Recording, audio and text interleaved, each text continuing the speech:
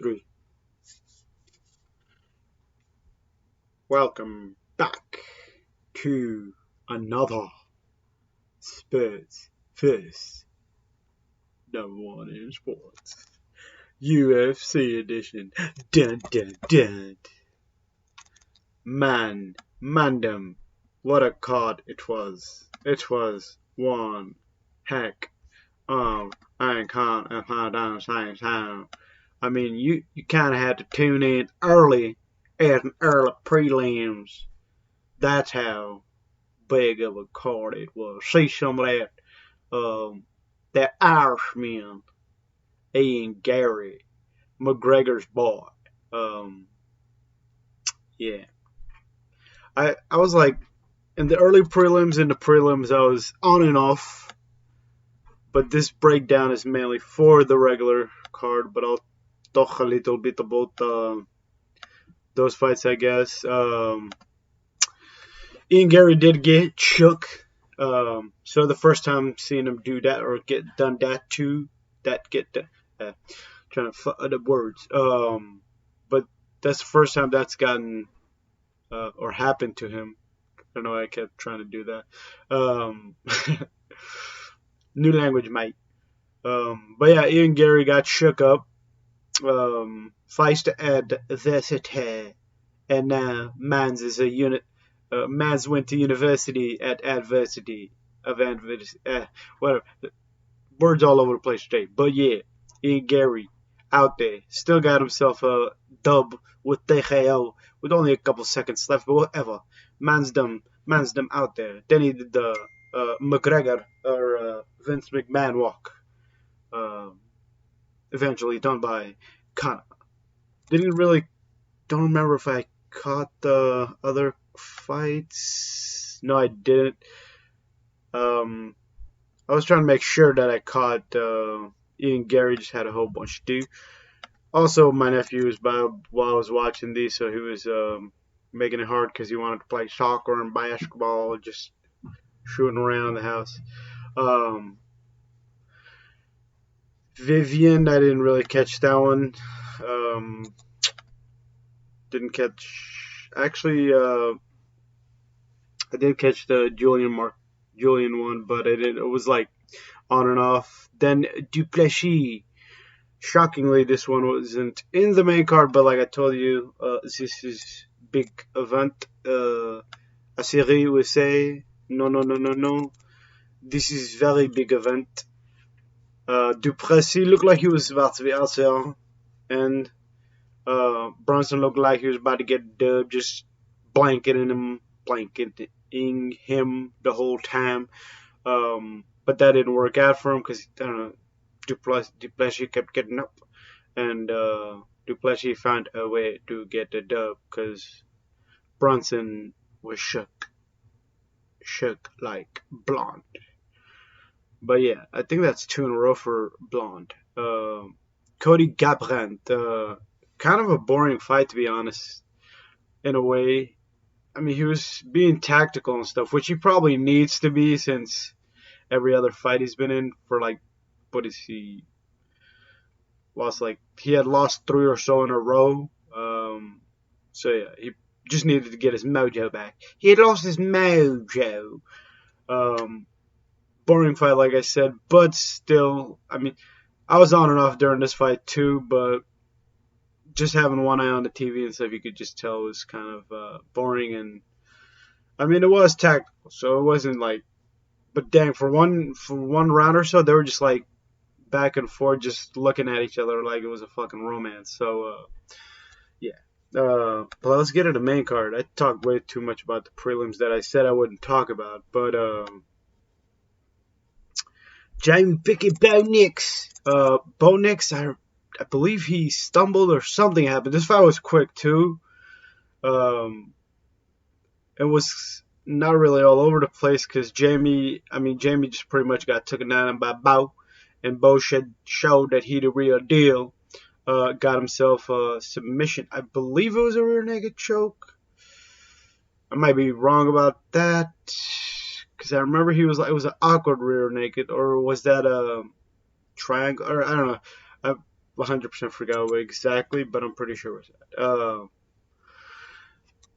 So there wasn't too much in that fight, to be honest. Because Jamie Pickett just didn't stand a chance against Mans. Let's see if we can get some stats. See if there was anything. Let's see how many punches were thrown or something. Because that's pretty much all I have to say about that. I think. Is there even stats for this shit? I really don't see any. Let's see over here. Let's make Google. Total strikes 1 for 2, 3 for 6. Hey, at least there evens. Significant strikes 1 for 4. I believe all those were on the. I don't remember them being up and doing any of that, but whatever. Fight to Gelantono. This could have been the fight of the. I mean, could it have been the fight of the night? Actually, that's obvious which fight of the night was. It was Rahman. This is Neo. Actually, what's her name's? Damn alarm. That was my 6 minutes. 6 minutes of faint. Let's go for another 2 or so. But yeah, Gamrot and Gelantono, both of them shook each other up. Jalen Turner just all around a beast. Needs to work on his defensive wrestling defense. But to be honest, his wrestling defense was really good. It's just he I don't know, he was just looking to. It seems like he was headhunting a little bit. Looked like he was trying to knock him out, which he got close to a couple of times. It's not like Gamrot has got himself a big chin. Man can take shots, no glass chin. He was, like I said, he was shooken up a couple of times, but the wrestling came in heavy in this one. Gamrot, looking like might be a future champion. Jalen Turner has a lot of time, and I could see him being a future champion as well. Wonder which his next matchup was. It could be Dan Hooker, since Dan Hooker was actually supposed to be in a fight. That's the other impressive thing about this is Gamrot came in short notice, 10 days. So check him out. Which most of you probably already know. Check him out was just like he that man. Shavkat Ramanov versus Chef Neil Mandams. Rahman came in strike. Both fighters came in striking like throwing everything. Like I said, this was hand down fight of the night. I'm like, ooh, if that after that first and second round, I'm trying to speak way too fast. But I'm like, if it goes another round or so, I believe this fight could be a fight of the year candidate, and I believe it is. I mean, how often do you get these fucking fights that are just like, as JR from WWE says, barn burner? Just everything. I mean, to be honest, that Jalen Turner fight was also really good. These are two fights that, with just how good the fight was, nobody really loses credit or anything. I mean, obviously, Romanov pretty much. I mean, I don't know who he faces next, since he's pretty much. I'm guessing he gets a title shot after this, but actually not really. Let's just look at the ranking real quick, since I am trying to be quick with it, but. Or which next matchup actually he can get, because. Oh my god. It's taking forever.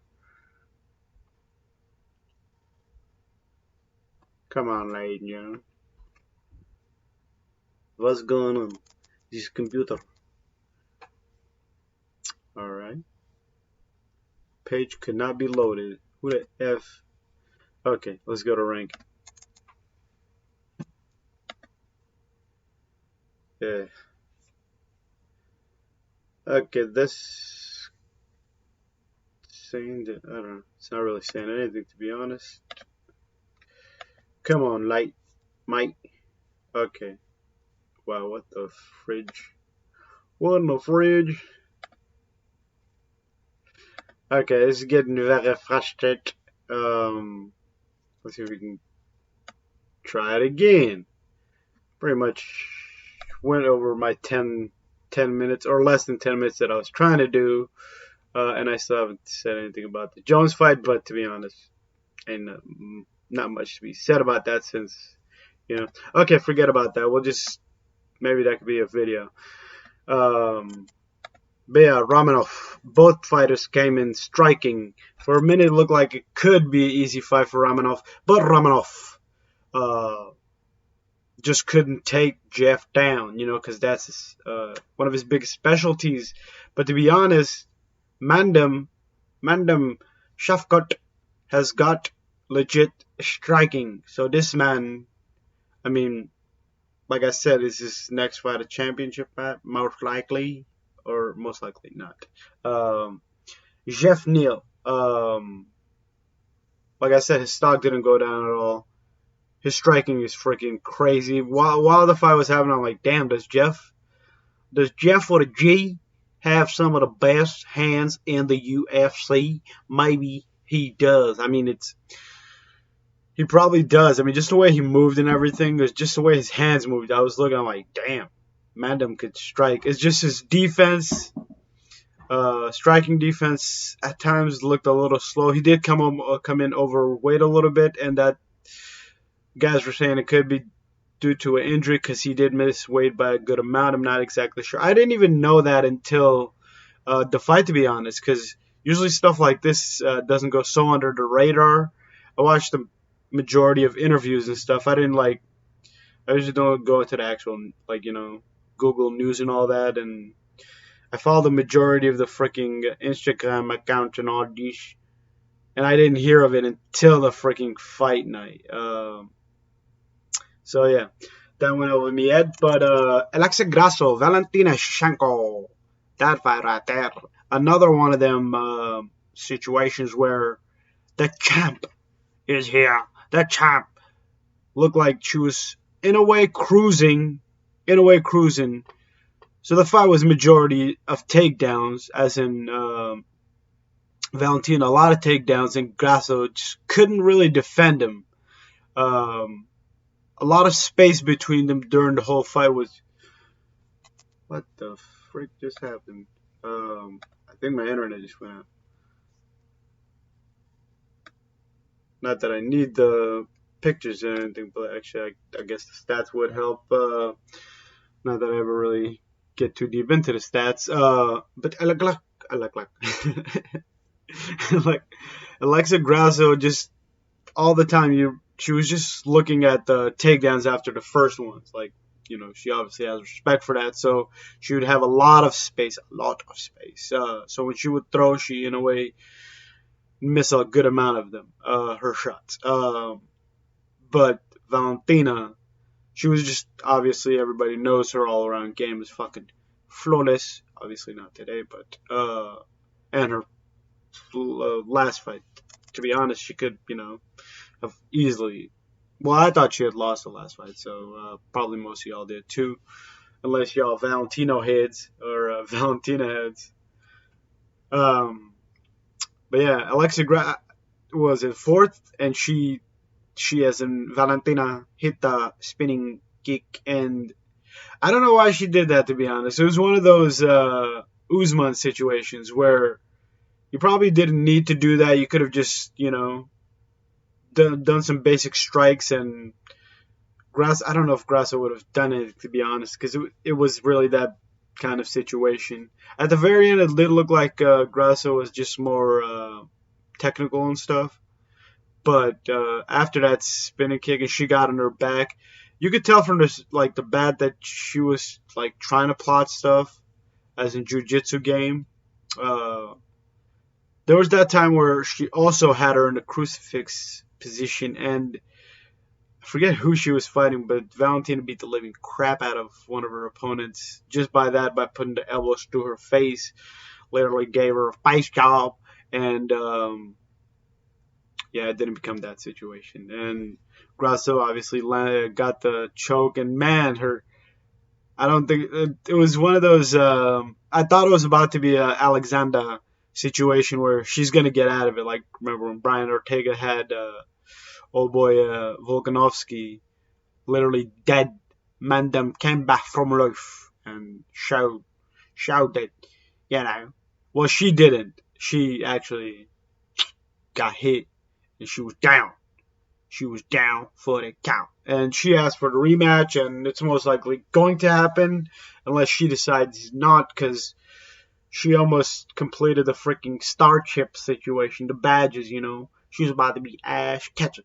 Um, Went away. That's crazy. And she just, if she would have played it safe, she would have easily got it. To be honest, for 2 to 3 rounds, she did play it safe because Alexa was actually touching her up quite a bit. Her striking game was better, to be honest. It's just, when you have that fear, like, damn, she's gonna take me down any minute. Similar to Jalen Turner, striking game is off or top notch, but the defense, good but not great or not there yet. Jalen Turner obviously better, way better, rusting defense than Grasso, but still, um, yeah. Grasso got herself a dub. Now we got 3 Mexican champions. One of them is interim, but still, who cares? Now they can go to Mexico. That was pretty much, I don't know, I feel like that was their whole fucking thing. Their whole, I'll tell you. Siragon Janjan. It says total strike 7 out of 9, but to be honest, I don't even remember any strikes happening in that fight. If anything, it was just like touch-ups, even though it says, okay, significant, they're significant. I don't know if that was when, what's his name, Jones is like, when I was watching, it didn't seem like that the guillotine was in. I mean, even the commentators saying, I don't know, it was a weird angle at first. But as soon as Johns got him on the ground, that was it. It looked for in the beginning, it looked like he was struggling, but he got him again, and then he got him against the cage, and it was it. Maybe I'm missing some parts of the fight, even though it's only like 2 or some minutes. Probably need to rewatch that because I barely remember the strikes, to be honest. And I can remember so much of the other fights, which is strange. Maybe it hasn't hit the brain yet, but still. Oh boy, John Jones, the GOAT, now has a two division champion. John Jones, have some respect for mans. But yeah, who's next? They say it's Stipe Miocic. He was, they were doing an interview with him, and he just didn't look too enthusiastic or too high. Even when the camera was on him, like, he didn't like. He said a couple of things, but he was just like, whatever. Mandem's a fireman. He's like, I want to go out. Man's trying to go fight some fires. Now you got to fight John Jones. Hopefully, I mean, John Jones didn't get any injury. He could literally, what? Let's see when. I mean, a lot of these whatchamacallums are already booked. You got the Israel rematch and all this other stuff. Usman rematch. Really good fights coming up. There was a time where we had shitty Schneider of cards. But I was getting at something else. But yeah, that's going to be it since I already took so long. Sabotage out. It was a really good card. A lot of times these actually become the worst cards since they're like so stacked and like the fights are just really like technical, but technical bad. Like they're just like that Cody Garbrandt fight, pretty much. They were technical, but they're technically shit. But yeah, Sabotage out. Thanks for watching. I can do all that other good shit if you wanna see more of this per fight right here. Sometimes out again. I'm a salute, and I don't